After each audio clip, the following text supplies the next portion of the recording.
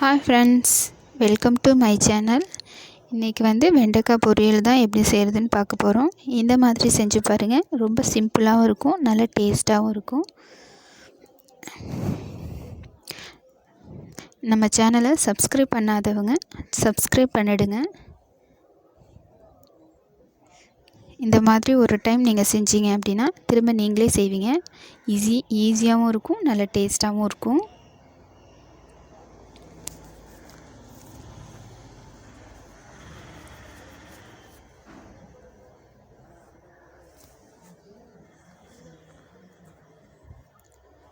நான் 1/4 கிலோ வெண்டைக்காய் எடுத்திருக்கேன். அது நல்லா ஈர துணி போட்டு துடைச்சிட்டு இந்த மாதிரி பொடியாக கட் பண்ணி எடுத்துக்கலாம். எல்லாம் ஒரே சைஸாக இருக்கிற மாதிரி கட் பண்ணி எடுத்துக்கலாம்.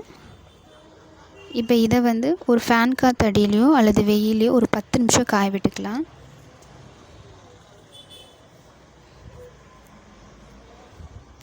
ஒரு கடாயை சூடுபடுத்திட்டு 3 டீஸ்பூன் எண்ணெய் சேர்த்துக்கலாம். எண்ணெய் நல்லா காஞ்சதையும் 1 டீஸ்பூன் கடுகு, 1 டீஸ்பூன் சின்ன சீரகம் இதை சேர்த்துட்டு நல்லா பொரிய விட்டுக்கலாம். ஒரு பெரிய வெங்காயம் கட் பண்ணி எடுத்துக்கலாம். ஒரு பச்சை மிளகா, கருவேப்பிலை.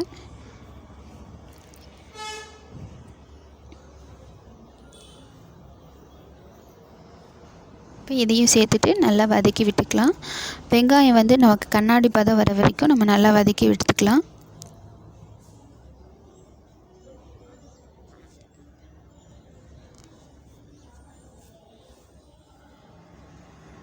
இப்போ வெங்காயம் நல்லா வதங்கிடுச்சு. இந்த டைமில் நம்ம கட் பண்ணி வச்சுருக்க வெண்டைக்காயும் சேர்த்துக்கலாம்.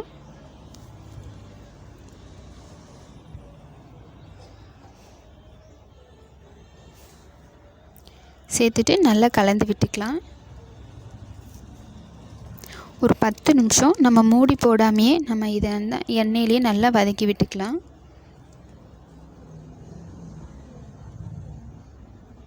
அடிக்கடி இடையில நம்ம கலந்து விட்டுக்கணும்.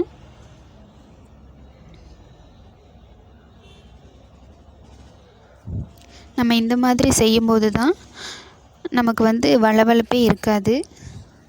அதே நேரத்தில் காயும் நல்லா வெந்திருக்கும். இந்த டைமில் இப்போ 10 நிமிஷம் நல்லா வதக்கியாச்சு. இந்த டைமில் தேவையான அளவு உப்பு சேர்த்துக்கலாம். உப்பு சேர்த்துட்டு நல்லா கலந்து விட்டுக்கலாம்.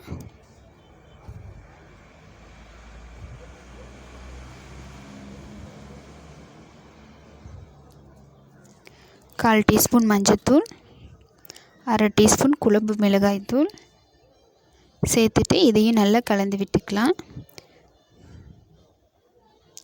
இப்போ சேர்த்துட்டு ஒரு 5 நிமிஷம் நல்லா வதக்கி வேக விட்டுக்கலாம். நம்ம மஞ்சள்தூள், குழம்பு மிளகாய்த்தூள் சேர்த்ததுக்கப்புறம் ரொம்ப நேரம் வதக்க வேண்டாம். 5 நிமிஷம் வதக்கினா போதும். அப்போ அதுக்கப்புறம் நம்ம மூடி போட்டு ஒரு 5 நிமிஷம் நல்லா வேக வச்சுக்கலாம். இப்போ நல்லா வெந்துடும். வெந்த டைமில் நம்ம தேவையான அளவு தேங்காய் சேர்த்துக்கலாம்.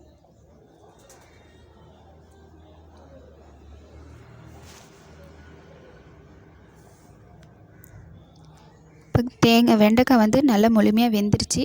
லாஸ்ட் ஸ்டேஜில் தான் நம்ம தேங்காய் ஆட் பண்ணணும். தேங்காவை ஆட் பண்ணிவிட்டு ஒரு 2 நிமிஷம் நல்லா கலந்து விட்டுக்கலாம்.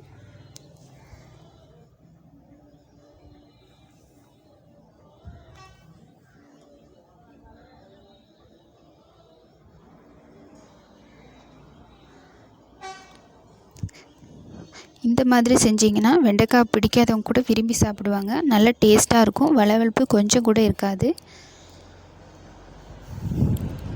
ஸோ நல்ல சுவையான வெண்டைக்காய் பொரியல் ரெடி. ஸோ வீடியோ பிடிச்சிருந்தால் லைக் பண்ணுங்கள், ஷேர் பண்ணுங்கள், மறக்காமல் நம்ம சேனலை சப்ஸ்கிரைப் பண்ணுங்கள். நீங்களும் ட்ரை பண்ணி பார்த்துட்டு எப்படி இருக்குது அப்படிங்கிறத கமெண்ட் பண்ணுங்கள்.